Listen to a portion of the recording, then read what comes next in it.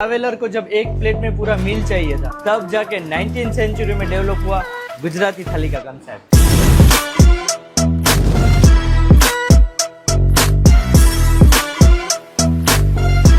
एक थाली जिसमें कार्ब्स भी, प्रोटीन्स भी, स्वीट और स्वाद तो अनलिमिटेड बॉस। मेरे हिसाब से एक परफेक्ट गुजराती थाली में सब कुछ होना चाहिए, जैसे कि नाश्ता हो गया, 3 से 4 टाइप की सब्जियां भी होनी चाहिए, स्वीट्स होनी चाहिए, दाल चावल और कड़ी। गुजराती थाली में अचार और चटनी के बिना मजा ही नहीं है, और छाछ के बिना गुजरात की थाली कभी कंप्लीट हो ही नहीं सकती। इनकी थाली एक पेंटिंग की तरह है, हर रंग हर स्ट्रोक अपनी जगह पर, और पूरी थाली देखो तो एक मास्टरपीस लगता है। डिश द होटल में अभी राजभोग थाली है, वेलकम ड्रिंक हो गया, इसमें 3 टाइप का आपका स्वीट रहेगा, एक मैसूर पाक, श्रीखंड, देन पूरन पोली। फरसान 7 टाइप के हमारे फरसान रहेंगे, भजिया रहेगा, 4 टाइप की सब्जीज है, दाल राइस एंड कड़ी रहेगा, और हमारे अचार की ट्रॉली रहेगी, उसमें 8 टाइप के अचार रहेंगे, देन 5 टाइप की चटनीज रहेंगी, जो कि बहुत ही यूनिक है, जो आपको कहीं और ना मिले।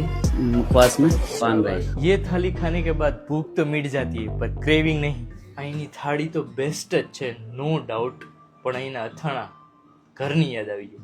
હું તો એમ કહું છું તમે અહીંયા સ્પેશિયલી અથાણા ખાવા માટે આવો।